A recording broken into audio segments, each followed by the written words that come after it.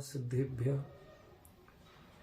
एष सुरासुरमणु सिन्धवन्दितं धोदघादिकं ममलं प्रणमामि वढ्ढमाणं तीर्थं धम्मस्य कातारं शेषे पुण्यतीर्थहरि ससौव सिद्धे विशुद्ध भावे समणे दंसन चरित तव वीर्यायारे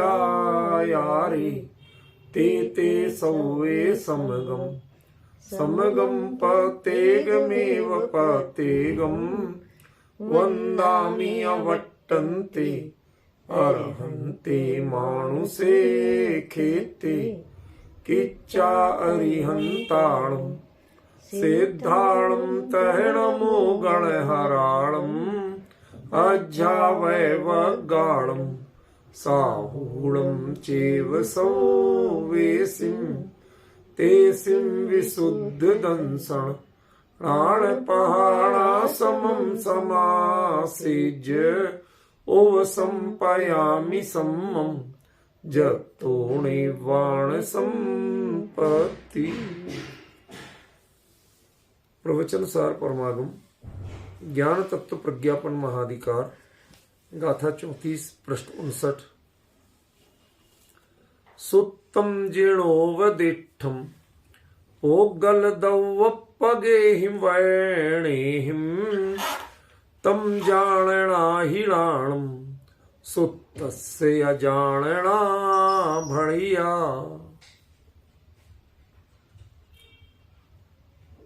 इस गाथा का अर्थ अपन कर चुके थे, लगभग चर्चा पूरी हो चुकी, लेकिन एक महत्वपूर्ण बात बाकी है, उसको स्पष्ट करूंगा तब आगे चलूंगा। अर्थ एक बार फिर से ले लें।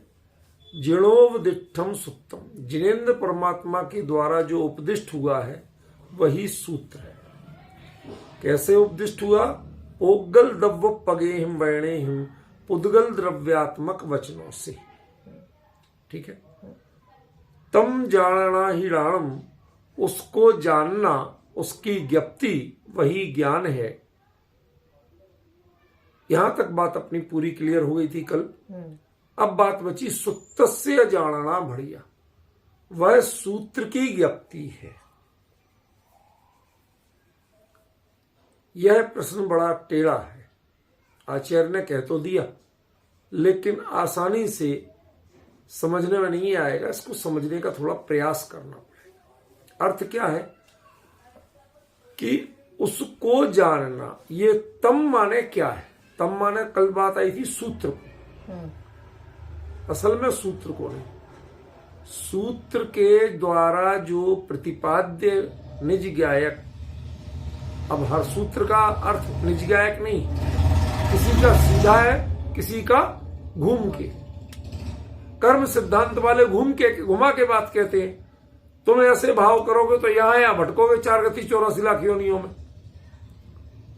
नतीजा घूम के बात वहीं आ गई। यही तुम्हें 4 गति 84 लाख योनियों में नहीं भटकना है, तो जाओ अपने निज ज्ञायक पे। तो समय सार जो सीधे कहता है वो कर्णान युग के ग्रंथ घुमा के कहते हैं। तो ये तो तय हो गया कि सूत्र का प्रतिपाद्य तो वही है। तम जानना, उसकी जो ज्ञप्ति है, ये उसकी ज्ञप्ति सूत्र के प्रतिपाद्य निज ज्ञायक, उस ज्ञायक की अनुभूति और उस अनुभूति से उत्पन्न अतीन्द्रिय आनंद, उसका नाम ज्ञप्ति, और उस ज्ञप्ति का नाम ही ज्ञान है। ठीक है। तो यहां ज्ञप्ति किसकी है? वास्तव में वो निज ज्ञायक की ज्ञप्ति है।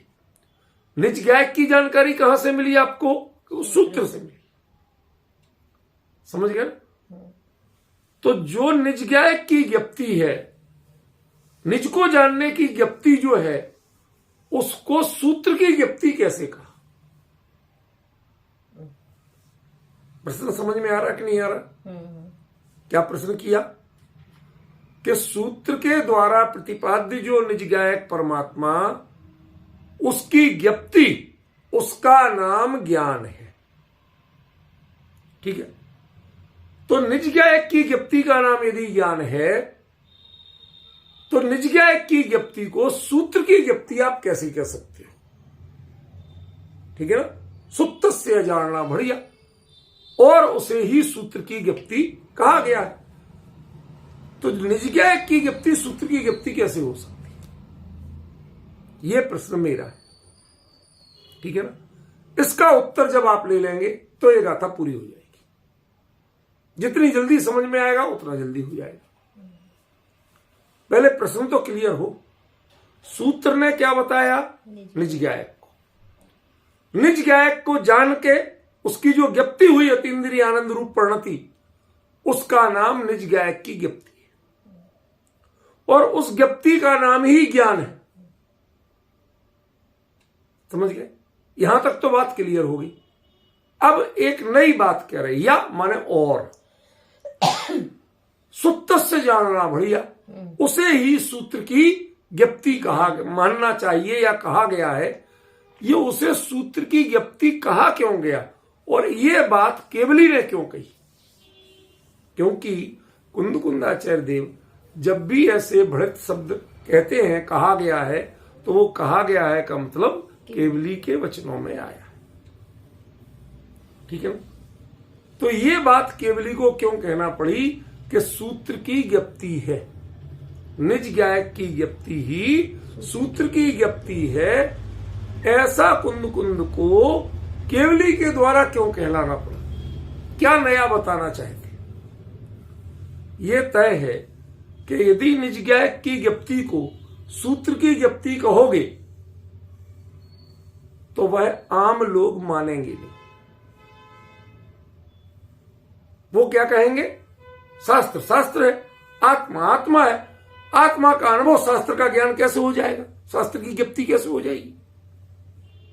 समझे ना? ऐसा प्रश्न करें, उसके लिए आचार्य देव ने कहा कि ये मैं नहीं कह रहा, ऐसा तो केवली भगवान ने कहा। तो बढ़िया शब्द से वजन तो बढ़ गया, लेकिन मूल प्रश्न भी खड़ा रहा कि उस निज ज्ञायक की ज्ञप्ति को सूत्र की ज्ञप्ति क्यों कहा? समझिए, सुनो। कार्तिकेय अनुप्रेक्षा ग्रंथ है आचार्य स्वामी कार्तिकेय का, ये भी आचार्य कुंद के समकालीन ही थे लगभग। उसमें एक बड़ी सुंदर गाथा आती है। उस गाथा में जिन सूत्र के प्रति कहते हैं कि जो जन वयनम निशुनदि, जो जिनेन्द्र परमात्मा के वचनों को भली भांति सुनता है। एक तो सुनादि, बहुत लोग सुनते हैं, खरी भी सुनते हैं, खोटी भी सुनते हैं, मनोयोग से सुनता है। ठीक है ना? निशुनदि भेदम जानादि जीव देहाण, वो निज ज्ञायक को शरीर आदि से भिन्न जान लेता है। क्या अर्थ बताया उसमें? कि जो जिन वचनों को सुनता है वो शरीर आदि से भिन्न निज ज्ञायक को जान लेता है। मतलब क्या हुआ? क्यों दे रहा हूं ये गाथा का उदाहरण? क्लियर है अर्थ, बहुत क्लियर, कि यदि आपने जिन सूत्रों का अर्थ, जिन सूत्रों का परिणाम यहां नहीं लाए और आप जितना चाहे सीख गए, एक एक शब्द की व्याख्या करना सीख गए और ये नहीं किया, तो कुछ भी नहीं, आपने सूत्र को नहीं जाना। ठीक है? और यहां एक संतुलित शब्द दिया, सूत्र का ज्ञान नहीं कहा उसे, सूत्र की ज्ञप्ति का। ज्ञान भिन्न भिन्न हो सकता है, आत्मा का ज्ञान और सूत्र का ज्ञान ये भिन्न भिन्न हो सकता है, लेकिन आत्मा की ज्ञप्ति और सूत्र की ज्ञप्ति ये भिन्न भिन्न नहीं हो सकती। क्यों? सूत्र क्या कहना चाहता है? सूत्र की सार्थकता कब है? कि जब आप आत्मानुभूति करोगे, आनंदित होगे, और आत्मानुभव करोगे तो आनंदित हो। माने ये दोनों, सूत्र की ज्ञप्ति कब है, सूत्र की सार्थकता कब है? कि जब आपको निजात्मा की ज्ञप्ति हो जाए तो सूत्र की सार्थकता है। यहां सूत्र की ज्ञप्ति का मतलब क्षोभसम नहीं है, उसका रिजल्ट, परिणाम, फल। तो सूत्र जानने का फल क्या? सूत्र जानने का फल निज आत्मा की अनुभूति ही है, निजानंद की प्राप्ति ही है। उसके अलावा जितना भी तुमने नए से, निक्षेप से, प्रमाण से, समझ में ना, अनियोग से जितना भी तुमने शास्त्र को जाना, सूत्र को जाना, वो कोई भी सूत्र की ज्ञप्ति नहीं है, वह क्षुद्र क्षयोपशम है। इसलिए सूत्र का ज्ञान तो क्षयोपशम से हो सकता है, पर सूत्र की ज्ञप्ति तो अतीन्द्रिय आनंद रूप ही होगी। ज्ञान अतीन्द्रिय आनंद रूप नहीं हो सकता। हमने सूत्र को जाना, आपने जाना, हम कैसे माने कि आपने जाना? आपके चेहरे पर वो तृप्ति का, परम संतोष का, अतीन्द्रिय आनंद का भाव ही नहीं।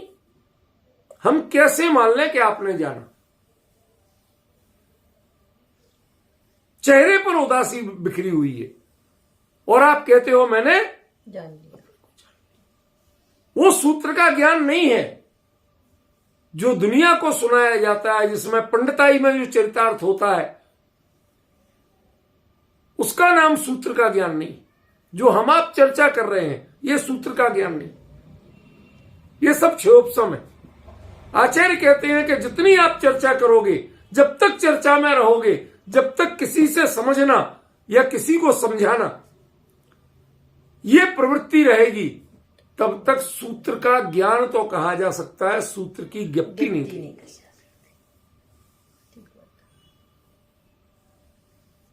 जैसे किसी के खेत में गेहूं बोए गए,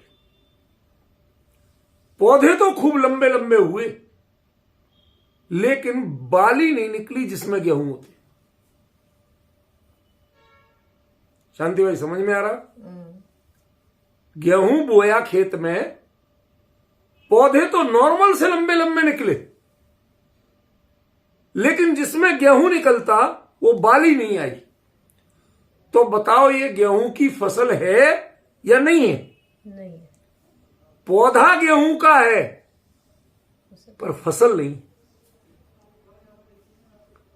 पौधा बढ़ रहा था, किसान देख देख के खुश था कि अरे हमारे पौधे पड़ोसी से इतने ऊंचे,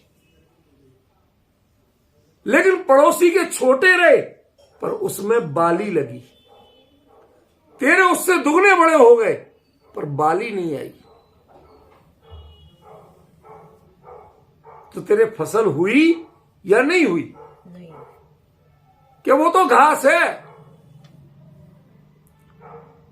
बोया गेहूं था, फसल गेहूं की चाहिए थी और बदले में मिला क्या?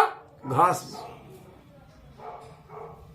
ऐसे ही जिसने जिन सूत्रों को पढ़ के पंडिताई की, उसे ज्ञप्ति नहीं मिली जिन सूत्र की, क्षुद्र क्षयोपशम रूपी घास मिली। फसल नहीं पकी, वो घास पक भी जाए तो भूसा कहलाता है। समझ गए? वो बदनाम है कि किसी को समझ में नहीं आए कि तेरे दिमाग में भूसा भरा क्या।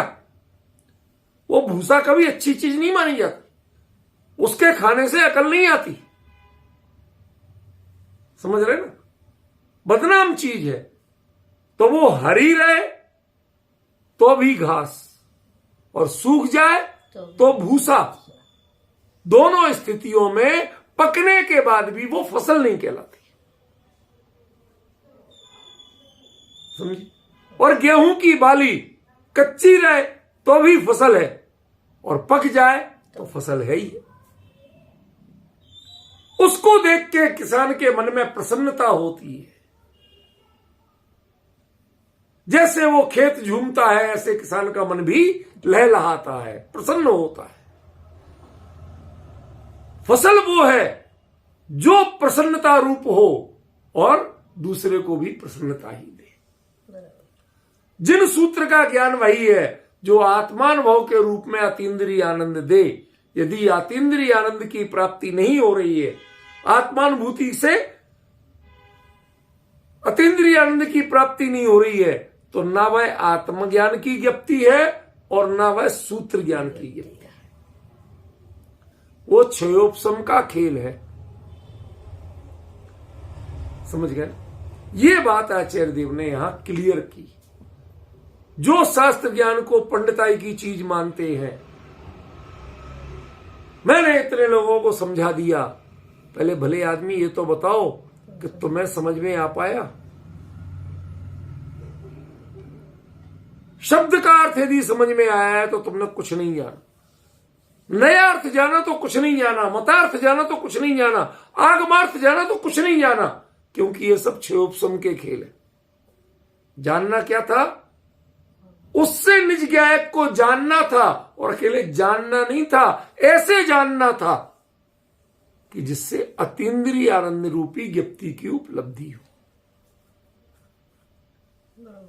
वह अतीन्द्रिय आनंद दोनों में कॉमन है, शास्त्र की ज्ञप्ति में भी और आत्मज्ञान की ज्ञप्ति में। आत्मा का अनुभव करोगे, आत्मा को जानोगे तो अतीन्द्रिय आनंद मिलेगा।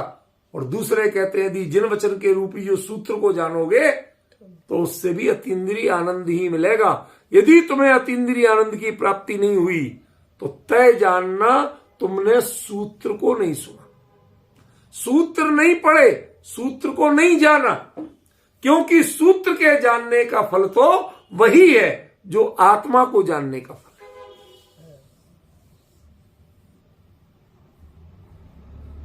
हम क्षयोपशम की बात करते हैं, शास्त्र ज्ञान की बात करते हैं, पंडिताई की बात करते हैं, ये सब 0/0 है। कल मैंने दृष्टांत दिया था ना, याद है? निहाल भाई, उनका जब जो ही गुरुदेव को पता चला अनुभूति का, क्या बोले? जब मैं दीक्षा लूंगा उस समय सिद्ध साक्षी दीक्षा लूंगा और सिद्धों को नमस्कार नमो सिद्धाणम बोलूंगा तो उसमें निहाल भाई को भी वंदना होगी, क्योंकि ये मेरे से पहले सिद्ध होने वाले। अब आप डिफरेंस समझ रहे हो? डिफरेंस समझ रहे हो?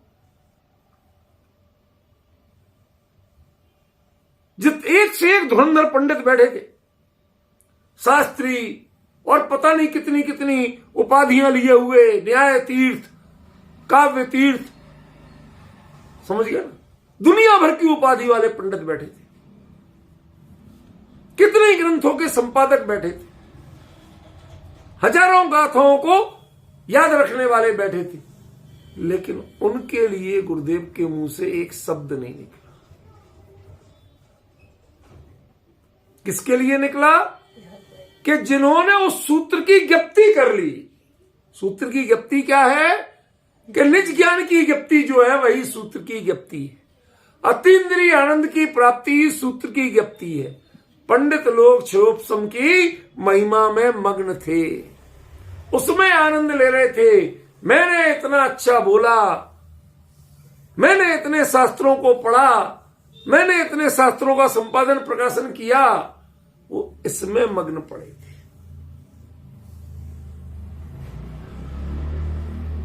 उनकी कीमत गुरुदेव ने कानी कौड़ी बराबर भी नहीं की। दुनिया के हिसाब से कहते हैं हाँ भाई पंडित जी बैठो, अच्छी बात है। उनको पंडित जी कहा, लेकिन ये नहीं कह दिया कि जब हम दीक्षा लेंगे तो आपको नमस्कार करके दीक्षा लें। आज लोगों को एक दुरहंकार भले ही हो गया हो कि हम तो गुरुदेव से पहले मोक्ष जाएंगे, लेकिन गुरुदेव ने उनको निहाल भाई के अलावा किसी को नहीं कहा। क्यों? क्योंकि तुम्हें सूत्र का ज्ञान तो है, सूत्र की ज्ञप्ति नहीं है। और निहाल भाई ने सूत्र की ज्ञप्ति बताई थी, उन्होंने सूत्र का ज्ञान नहीं बताया। सम्मान किसका हुआ?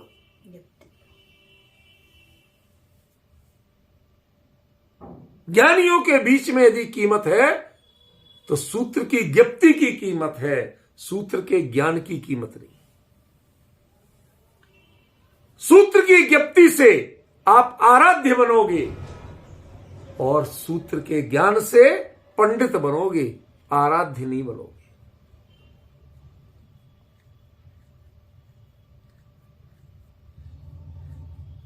दूसरे शब्दों में कहेंगे वो सूत्र ज्ञान जीरो है। जो क्षयोपम रूप सूत्र ज्ञान है ना, वो जीरो है। यदि ऐसा जिसने निर्णय नहीं किया, समझ लेना उसने प्रवचन सार नहीं पढ़ा, उसने ये गाथा नहीं पढ़ी, उसने कुंद कुंद के जीवन के मर्म को नहीं जाना।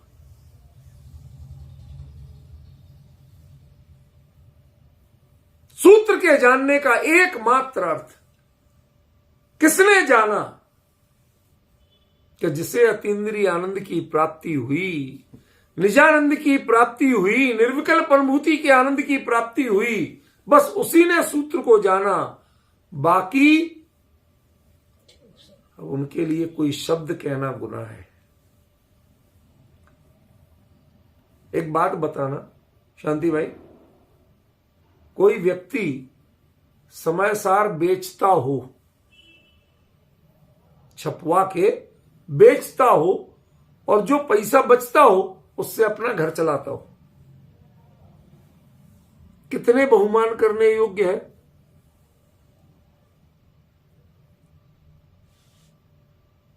अंतर समझ रहे हो क्या कह रहा हूं?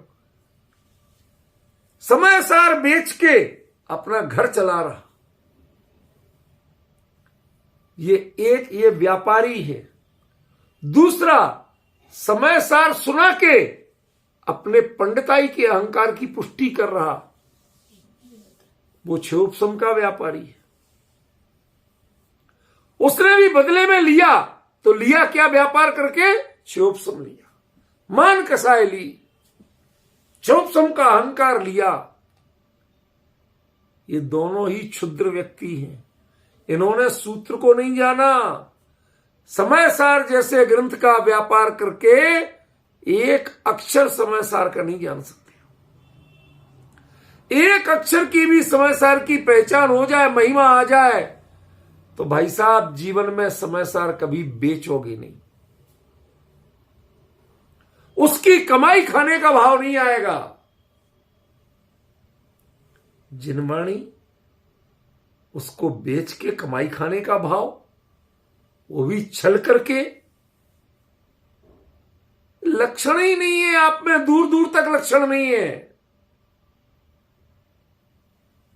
कितने ही शास्त्र याद हो आपको, लेकिन वास्तव में आपने उसके मर्म को जाना नहीं। समझ रहे? इसलिए ना पैसों का व्यापार उचित है, ना मान का व्यापार उचित है। तो क्या करना? उपयोग को समर्पित करो उस विषय पर और अतीन्द्रिय आनंद की प्राप्ति करो। इसका नाम निजात्मा की ज्ञप्ति है और इसी का नाम सूत्र की ज्ञप्ति है। ख्याल में पड़ा? ये समझना पड़ेगा। ये तो पहचान बताई, मैं किसी की समीक्षा नहीं कर रहा। ये पहचान बताई कि आपका उपयोग, आपके हाथ में समय सार तो है, लेकिन समय सार का असर क्या आपके जीवन पर है, आपकी परिणति पर है, या आपके पॉकेट पर है, या आपके मान कसाय पर है? कहां असर है ये बताओ पहले। यदि समय सार से आप क्षयोपम रूप संतुष्टि लेते हो तो पंडिताई का व्यापार है। क्षोभ समय सार से आप पैसे की कमाई करते हो तो वो निर्माल्य का व्यापार है। दोनों स्थितियों में आपने सूत्र को, समय सार को जाना ही नहीं है, उसकी ज्ञप्ति की ही नहीं।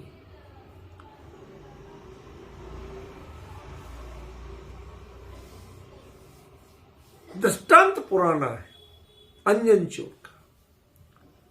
उस सेठ को बड़ी महिमा थी लंबोकार मंत्र की, जो बैठा था, बार बार हाथ तो जोड़ता था, लेकिन श्रद्धान को नहीं जोड़ता था। विश्वास नहीं था कि ये काट दूंगा तो कोई विद्या सिद्ध होगी, इसका विश्वास नहीं था। समझ गया? गुरु के वचनों को भी हाथ तो जोड़ता था लेकिन विश्वास नहीं था, डरता था, हाथ कांपता था। और वो अंजन चोर, उसे सूत्र याद नहीं थे, णमोकार मंत्र याद नहीं हुआ, आड़म ताड़म बना रहा, लेकिन उसके बावजूद श्रद्धान खरा था, समर्पण खरा था, तो उसे सूत्र की ज्ञप्ति हो गई, सिद्धि हो गई। और दूसरे को जो रोज हाथ जोड़ता था, बारंबार पैर पड़ता था, जी गुरुदेव कहता था, सब धंधा चलाने के लिए गुरुदेव का नाम ले रहे हैं ज्यादातर लोग, उनकी बात का श्रद्धान करके उसको अमल में लाने के लिए। ये विडंबना है।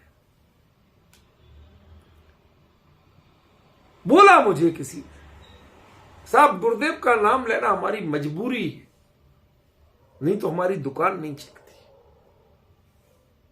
नाम नहीं बताऊंगा किसी का, मेरा बताना लक्ष्य भी नहीं है, व्यक्तिगत आक्षेप, लेकिन ऐसा बोला।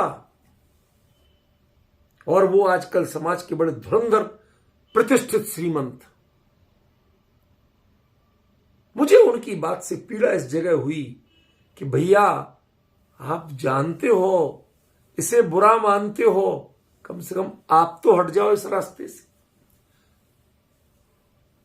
आप तो कम से कम उस समय सार का गुरुदेव के उस तत्व ज्ञान को आत्मसात करने की कोशिश करो, आप तो उसकी ज्ञप्ति करने की कोशिश करो। कब तक सूत्र के ज्ञाता बने रहोगे? एक बार सूत्र की ज्ञप्ति करने वाले भी तो बन जाओ।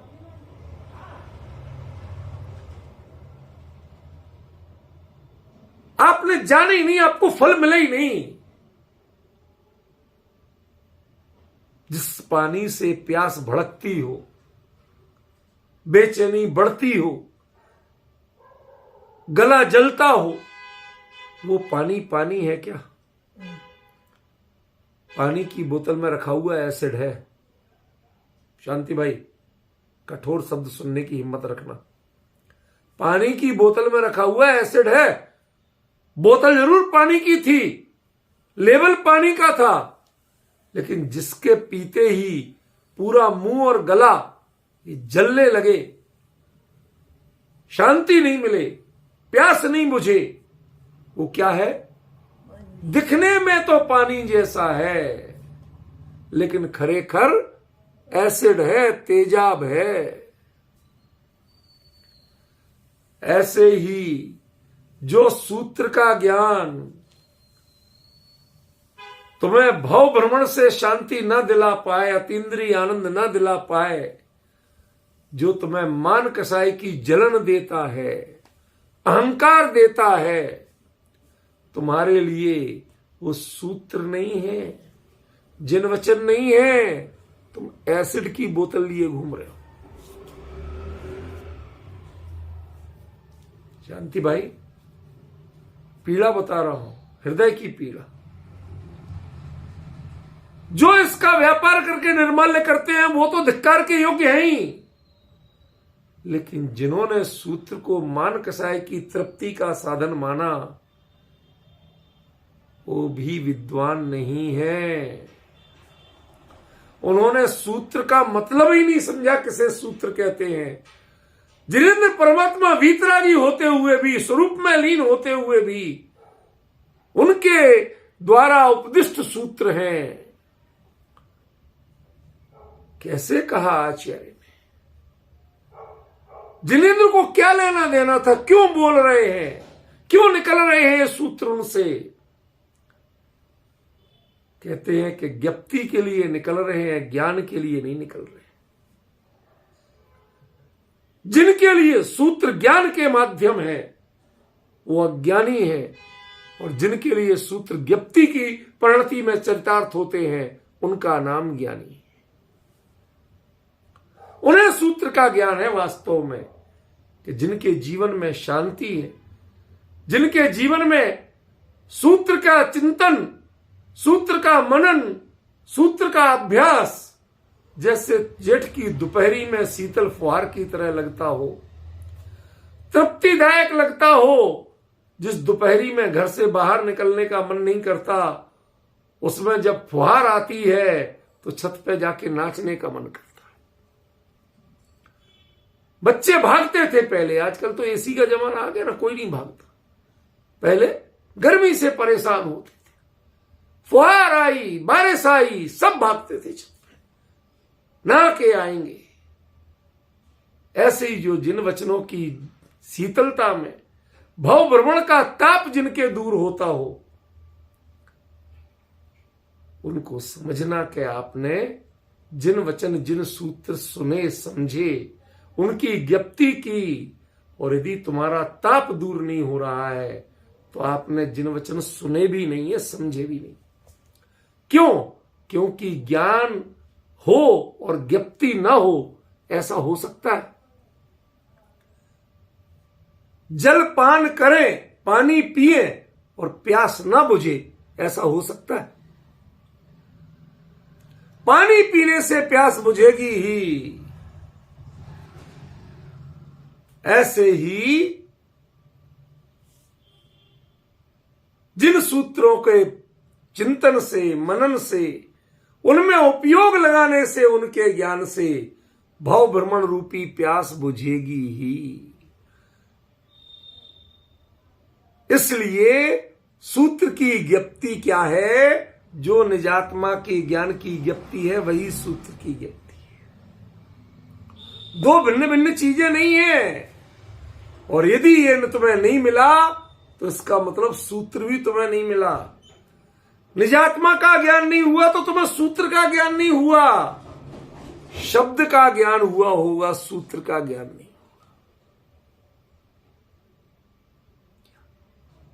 दो तरह के लोग होते हैं, एक लेबल को पहचानते हैं और एक वस्तु को पहचानते हैं। शांति भाई, दो शब्द ध्यान रखना। एक लेबल को पहचानते, लेबल में लिखा था बूरा, चीनी, खांड, कुछ भी, मीठी, ठीक है। अंदर जो भरा था वो भुरभुरा नमक था। अब आपने वस्तु को तो देखा नहीं, पहचाना नहीं, परखा नहीं, और लेबल देखा और खोलते दूध की खीर में 4 चम्मच नमक डाल दिया। क्यों? लेबल चीनी का लगा था। क्या होगा शांति भाई? क्या होगा? अरे वो जो मीठी नहीं होगी ये खतरा नहीं है, मीठी तो होगी ही नहीं, वो किसी काम की नहीं बचेगी, बर्बाद जाएगी, कुत्ता भी खाने को तैयार नहीं हो। समस्या तो ये है, वो मिठास जब तक नहीं है, वस्तु को पहचाने बिना प्रयोग करोगे, जिन सूत्रों को पहचाने बिना जब क्षयोपशम का प्रयोग होता है, तो जिन सूत्र, लेबल तो है जिन सूत्र का, और अंदर में मान कसाई की वासना के नमक भरा पड़ा है। जितना परिणति में घोलोगे उतनी परिणति खारी होने वाली है, मिठास आने वाली नहीं। इसलिए आचार्य के निर्देश का मर्म पहचानिए। सूत्र की ज्ञप्ति क्या है? कि निज गायक की ज्ञप्ति ही सूत्र की ज्ञप्ति, निजानंद की प्राप्ति ही सूत्र की ज्ञप्ति है। यदि ये नहीं मिला तो सूत्र तुमने पढ़ा ही नहीं, क्योंकि जानोगे तो फल तो होगा, और फल हुआ नहीं इसका मतलब जाना नहीं। सब मैं सुना देता हूं, अभी तुम लाख सुना दो, कोई फायदा नहीं। समझ में? कोई फायदा नहीं। वही रूप है। एक मां ये कहती, बच्चे 4-4, कोई नहीं रखता उसे, कोई परवाह नहीं करता, कोई रोटी नहीं पूछता, बुढ़ापे में घर घर मांग के रोटी खाना पड़ती उसे। तो किसी ने पूछा कि अम्मा तेरे तो 4-4 बच्चे हैं। कहती मेरे तो पैदा होते ही मर गए थे। अरे अम्मा तू कहती मर गए थे पैदा होते ही, देखो ये मकान है, ये घूम रहे हैं। जिसे मां की कदर नहीं है वो उसका बेटा नहीं है। ऐसे ही जिसे निजानंद की प्राप्ति नहीं है वो सूत्र का ज्ञान नहीं है, क्योंकि सूत्र की ज्ञप्ति वही है जो निजानंद के ज्ञान की ज्ञप्ति है। जो गायक के ज्ञान की ज्ञप्ति है वही सूत्र के ज्ञान की ज्ञप्ति है।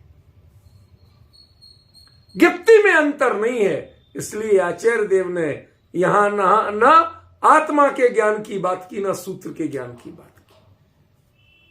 आत्मा की ज्ञप्ति की बात की और सूत्र की ज्ञप्ति की बात की। ये दोनों जब एक हैं तो ज्ञान सही है, और यदि ये दोनों भिन्न भिन्न है तो ज्ञान सही नहीं। यदि सूत्र के ज्ञान का फल अहंकार की पुष्टि है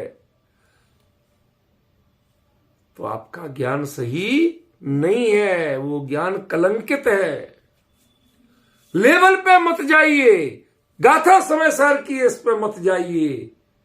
उस डिब्बे में भरा क्या है, उसका तुमने मर्म समझा क्या है, जीवन में मिला क्या है तुम्हें, उस पे जाइए। वो मिस्री के डिब्बे में सेंधा नमक भरा पड़ा है, समझ गए। डलियां एक जैसी सफेद हो सकती हैं लेकिन स्वाद एक जैसा नहीं है। आपको पहचान स्वाद से करनी होगी, पहचान मेकअप से और चेहरे से नहीं करनी। कौन जिन सूत्र है, आपको शब्दों से पहचान नहीं करना है, उसके आनंद से पहचान करना, ज्ञप्ति से पहचान करना। ख्याल में ऐसा निष्कर्ष देने के बाद आचार्य देव अगली गाथा में बहुत मार्मिक चीज बताने वाले हैं। वो गाथा हम लेते हैं। देखिए 35वीं गाथा, 61 नंबर पेज। जो जान दिसोणाणम रावदी जाने राणेण जान गो आदा राणम परिणम दिशयम अट्ठाणठिया सव्वे। इतना गजब का एक गाथा सूत्र है कि मैं आपको बता नहीं सकता। अर्थ ले लो पहले, फिर इसकी गहराई पे जाएंगे। जो जानदी सोणा, जो जानता है उसका नाम ज्ञान है। जो जानता है, किसको जानता है ये नहीं कहा, समझ गया। जानता है, जानने के साथ राग द्वेष मोह, पर का कर्तृत्व, पर को परिवर्तन की भावना कुछ नहीं करता।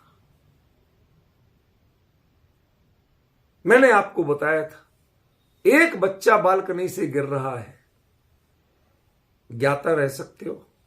नहीं।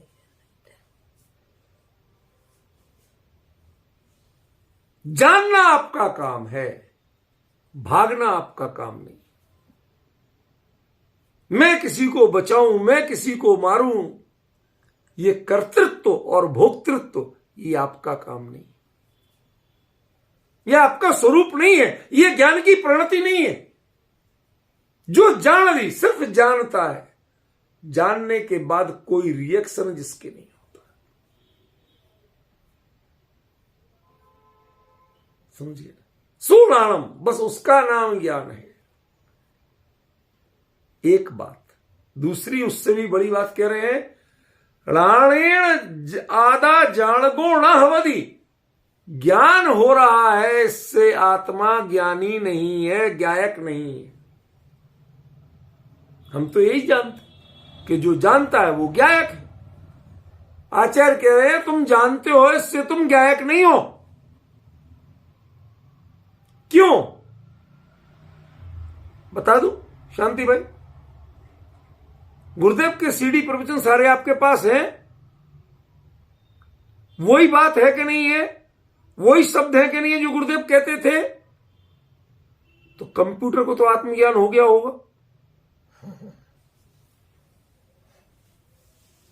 उस पर्दे पे जिस पे आप रोज पढ़ते हो उसको तो आत्मज्ञान हो गया होगा, उस प्रोजेक्टर को तो हो गया होगा जो पूरे समय सार दिखाता है। आजकल एक नया वो चला है, बोलता समझ। अरे बोले, पंडित बोले चाहे कंप्यूटर बोले, इनसे कौन ज्ञानी हुआ? क्या चमत्कार है इसमें? राणेण आधा जान गो ना हवदी। जो जान रहा है, जानने मात्र से कोई आत्मा ज्ञायक नहीं। ज्ञायक की प्रणति जानने रूप हो सकती है, लेकिन जानने से आत्मा ज्ञायक नहीं है।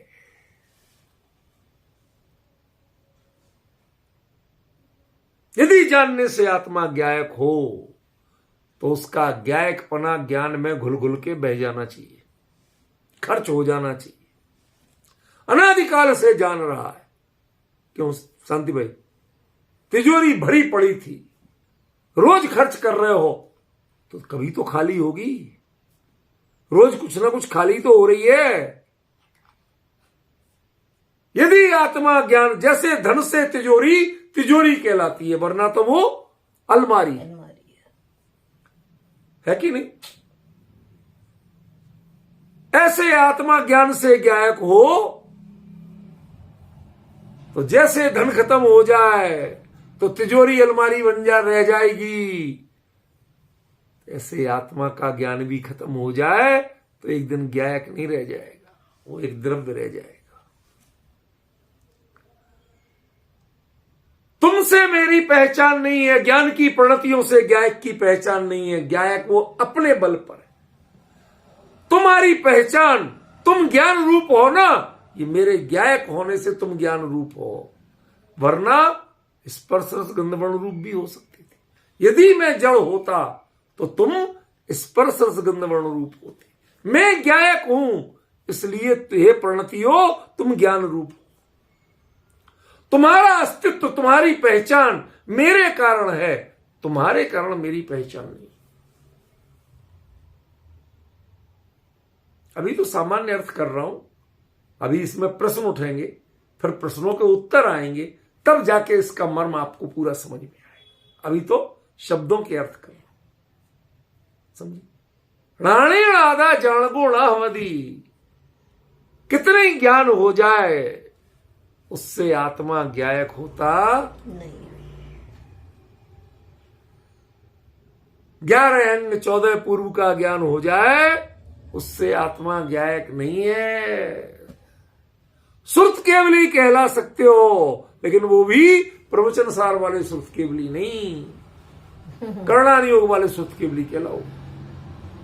11 अंग 14 पूर्व का ज्ञान हो जाए, द्वादशांग के पाठी हो जाओ, तो वो तो कर्णान योग का सुरत केवली है। प्रवचन सार और समय सार में तो जिसने निज ज्ञायक को जाना वो सुरत केवली, श्रुत ज्ञान से जाना तो श्रुत केवली, और निरालंबन ज्ञान से जाना तो केवली। बस इतना ही अंतर है। यहां श्रुत केवली और केवली की परिभाषा भिन्न है, समय सारा वो कर्णान योग के ग्रंथों में भिन्न है। कर्णान योग के ग्रंथों में केवली केवल ज्ञान वर्ण के अभाव से बनते हैं, और यहां ज्ञान को कैवल्य की प्राप्ति होती है, ज्ञान केवल रूप रह जाता है। ओनली ज्ञान ज्ञान ज्ञान ज्ञान ज्ञान, अन्य किसी का विकल्प नहीं, तब वो केवली बनते हैं। समझ में? जिसके ज्ञान में उपाधि जुड़ी हुई है श्रुत की, वो श्रुत केवली, और जिसके श्रुत की उपाधि नहीं है वो केवली। राणेण आधा जान गो ना हवदी।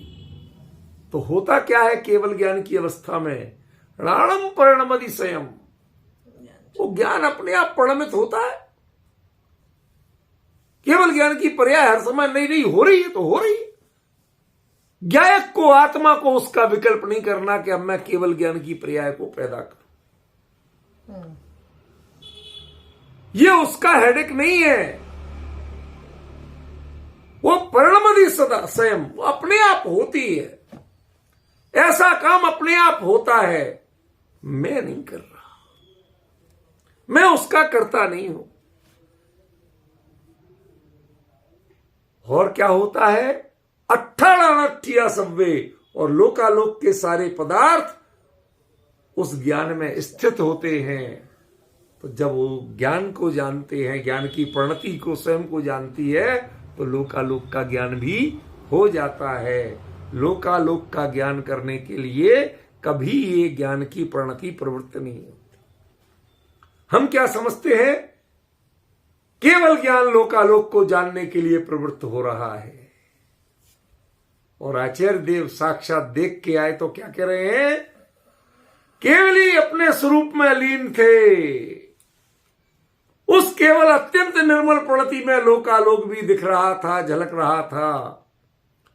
निज प्रणति को जाना तो के लोकालोक जानने में तो आया, लेकिन उसको जानने का प्रयास नहीं किया, उसका फल भी नहीं भोगा। एक बात बताऊं, छोटी सी, बहुत छोटी सी। एक बच्चे को पता चल गया कि मम्मी ने रसगुल्ले बना के कहां छुपाए। ज्ञान हो गया, पता चल गया, लेकिन किचन पे रात होते ही ताला पड़ गया था, चाबी मम्मी के पास थी। अब उसे कहते हमें पक्का ज्ञान है कहां रखे हैं। ज्ञान के साथ खुरापातें चालू हो गई। खुरापात समझते हो ना? मनोविकार चालू हो गए। कैसे हो गए? मम्मी सो जाए तो चाबी निकालूं और बे आवाज दबे पांव से, कितना ही ठंड है लेकिन मैं चप्पल नहीं पहनूंगा, चप्पल की आवाज आ जाती। दबे पांव से बे आहट जाऊंगा, ताले में चाबी लगाऊंगा पर धातु के टकराने की आवाज नहीं आ पाए, ऐसे करूंगा। धीरे से खोलूंगा, बड़ी सावधानी से निकालूंगा कि कुंडी और ताले की कुंडी में आवाज नहीं आ जाए टकराने की। उसको गद्दे पे रखूंगा ताकि रखने की आवाज नहीं आ जाए। उसके बाद किचन में जाऊंगा, वो लड्डू निकालूंगा, रसगुल्ले निकालूंगा, डिब्बा भी धीरे से खोलूंगा कि आवाज नहीं आ जाए, मम्मी नहीं खुल जग जाए, और उसके बाद मैं लड्डू या रसगुल्ले खाऊंगा। क्या किया आपने? कौन सा भाव किया? चोरी का। आपके ज्ञान का परिणाम कहां निकला? चोरी में या आनंद में? आप चोरी का आनंद लोगे, वास्तव में रसगुल्ले का आनंद तो आप ले नहीं पाओगे, क्योंकि प्रति समय खटका लगा हुआ है कहीं मम्मी नहीं जग जाए। डंडे पड़ेंगे अभी। यह विवेक छूट गया कि रात्रि का भोजन जैन नहीं करते हैं और मैं रात को खा रहा हूं। हमारे कुल में रात्रि का भोजन का निषेध है, लेकिन वह लालच जो ज्ञान ने लालच को उत्पन्न किया, उसने चोरी भी कराई और नियम का भंग भी कराया। सिर्फ और सिर्फ पाप कराया और कुछ नहीं कराया। हम जान जाते हैं तो नतीजे में चोरी और पाप आते हैं, हिंसा का परिणाम आता है। लेकिन ज्ञानी जब जानते हैं, ज्ञानी जब जानते हैं तो वह ज्ञेय में तृप्त होते हैं? नहीं। केवल ही को अतीन्द्रिय आनंद की प्राप्ति होती है। क्या तुम्हारे रसगुल्ले को जानने से हो रही है? नहीं। वो झलकता है, लोकालोक झलकता है। अट्ठा सव्वे सारे पदार्थ उस ज्ञान में स्थित हैं, लेकिन उनको जो अतीन्द्रिय आनंद की धारा अनवरत चल रही है, वो इन सबको जानने से नहीं चल रही है। क्यों? यदि इनको उपयोग पूर्वक जानने लगे तो सिवाय खेद खिन्नता के कुछ नहीं होने वाला। किसको देखा, किसको जाना, कैशियर कैश गिनता है, वो उससे खुश नहीं होता, दुखी भी नहीं होता। जैसे नोट आए, गड्डियां 100 गिने, गड्डी बनाई, रख दी, जमा कर दी। उसे हर्ष विषाद नहीं है। लेकिन तनख्वाह के जो महीने के आखिरी में मिलते हैं थोड़े से नोट, एक गड्डी से भी कम, उसमें उसे हर्ष। क्यों? ये मेरा है, इसमें मेरा हित है, इससे मेरा घर चलेगा तो हर्ष होता है। ऐसे शुष्क क्षोभसम में हर्ष नहीं है। जो स्वरूप में चरितार्थ होता है उसमें हर्ष होता है, उसमें आनंद आता है। इसलिए उस आनंद को जो का कारण जो है उसका नाम ज्ञान है। जिसके नतीजे में आनंद के अलावा और दूसरा कोई भी भाव होता है वो ज्ञान ज्ञान नहीं है। वो ज्ञान आपके जीवन पर अभिशाप है, कलंक है। जितना जानोगे उतना तनाव बढ़ेगा। समझिए, आपने घर में लाके, शांति भाई, फैक्ट्री से आया माल इकट्ठा खरीदा, बैंक में जमा करना था लेकिन बैंक बंद हो गया, घर में लाके रखा।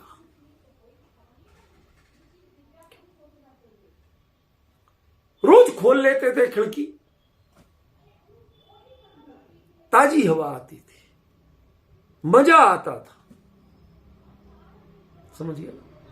क्यों? आपका सी फेस है ना? हाँ, सी फेस की खिड़की हो, बालकनी हो, क्या बढ़िया हवा आती है रात को। कोई जरूरत नहीं है एसी की, कूलर की।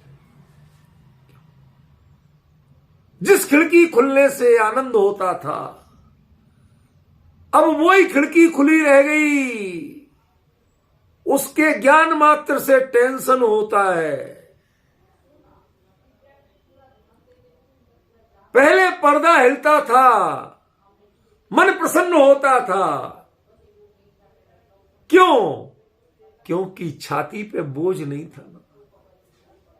जानने में आता था हिलता हुआ पर्दा, कोई अंतर नहीं पड़ता, खुश होते थे। अब वो हिलता हुआ दिख रहा, कोई छुपा तो नहीं खड़ा। क्यों? घर में जोखम है। भूल जाओ यदि कि घर में पैसा रखा है इतना, तो हिलता है पर्दा तो उसी पर्दे में खुश होते हैं। वो उसके चित्त को क्षुब्ध नहीं करता है। लेकिन जो ही धन का ज्ञान होता है त्यों ही वो हिलता हुआ पर्दा, आती हुई बयार, वो आपके चित्त में क्षोभ उत्पन्न करती है, भय उत्पन्न करती है। ऐसे ही जिनके क्षोभसम की बयार, मुझे रटना है, गाथा याद करना है, सुनाना है, परीक्षा देना है, लोक रंजन करना है, लोगों को मंत्र मुग्ध कर देना है, ऐसा व्याख्यान दूं, समझ लेना आपके लिए कलंक है शास्त्र। शास्त्र तो शास्त्र है, वो कभी कलंक नहीं होता है, वो तुम्हारे पास जाके कलंकित होता है। इसलिए ज्ञानम परिणमति स्वयं, आप जानने की कोशिश नहीं करो, ये ज्ञान का परिणमन सहज होने दो। जिस क्षण ज्ञान का परिणमन सहज होगा, निर्बाध होगा, बिना कर्तृत्व के होगा, उसी क्षण अट्ठाणा सव्वे, सारा लोका लोक आके आपके ज्ञान में बैठ जाएगा। और जब तक उन्हें जानना चाहोगे तब तक सिवाय संकलेश की और कुछ नहीं। ख्याल में आएगा? इस विषय पर विचार करना जरा, जल्दीबाजी नहीं कर रहा हूं, विचार कर। अभी सिर्फ अर्थ को एक बार और जान लो अच्छी तरह, फिर विचार करना। मैं इसमें 3 प्रश्न बताऊंगा, कल से प्रश्नों के उत्तर शुरू होंगे। पहला, जो जानति सोणाणम, जो ये करता है। क्यों? क्योंकि जो जानता है, जो जानता है वो ज्ञान है कि जानने का नाम ज्ञान है? शांति भाई, यहां पर जो जानता है वो ज्ञान है। तो ज्ञाता, जो जानता है वो ज्ञाता है कि ज्ञान है? ज्ञाता होता है वो तो, आचार्य ने उसे ज्ञान कहा। पहला प्रश्न हो गया क्लियर? क्लियर समझ में आया कि नहीं आया? पहला प्रश्न कि जो जानता है आचार्य देव वो ज्ञाता होता है, ज्ञान नहीं होता है। आप कह रहे जो जानता है वो ज्ञान है। डिफरेंस समझ में आया कि नहीं आया? अभी अर्थ किया था, नहीं पकड़े थे आप, अब अर्थ किया तो पकड़े कि नहीं पकड़े? ठीक है। और दूसरी बात कि जो जानता है वो ज्ञान है, तो ज्ञान से आत्मा ज्ञाता कैसे नहीं होगा? जितना जानेंगे उतने बड़े ज्ञानी, जितने शास्त्र याद हो गए उतना बड़ा ज्ञानी है कि नहीं है? नहीं। बताओ, आपके पंडिताई के क्षेत्र में है, जितनी कक्षाएं पास करते गए उतना बड़ा ज्ञानी, जितनी पुस्तकें याद करते गए उतना बड़ा ज्ञानी। क्यों शांति भाई? बच्चे ने नमोकार मंत्र सुनाया तो एक इनाम मिलती है, चत्तारी मंगल पाठ भी सुनाया तो डबल इनाम मिलती है, प्रभु पतित पावन किया कोई स्तुति सुनाई और इनाम मिलती है, समय सार की गाथाएं सुनाई और अधिक इनाम मिलती है। पूछना चाहता हूं कि जो जानता है उससे आप उसको ज्ञानी मानते को नहीं मानते हो? आचार्य कहते हैं कि यहां जानने से ज्ञानी होता नहीं। क्यों नहीं होता? लोक में जितना जानता है उतना बड़ा ज्ञानी है, लेकिन यहां तुम कितना जानते हो इससे तुम ज्ञानी नहीं हो। जिसको जानने का कर्तृत्व है, जो जानने के लिए प्रवृत्ति करता है, जो जानना चाहता है, जानने की कोशिश करता है, वो ज्ञानी नहीं, वो ज्ञायक नहीं। जो ज्ञायक होता है वो जानने की कोशिश नहीं करता, और जो जानने की कोशिश करता है वो ज्ञायक नहीं होता। याद होगी, जो जान रहा है वो ज्ञानी नहीं। तो कौन है? जो नहीं जान रहा वो ज्ञानी है, वो ज्ञायक है। तो ये तो फिर तो टेबल गए, फोन ज्ञायक हो गए। क्यों? ये जानते ही नहीं। क्या कहना चाहते हैं आचार्य? ऐसी उल्टी बात क्यों कह रहे कि जो जानने से आत्मा ज्ञानी नहीं होता? तो कैसे होता है? कर्तापने से होता है।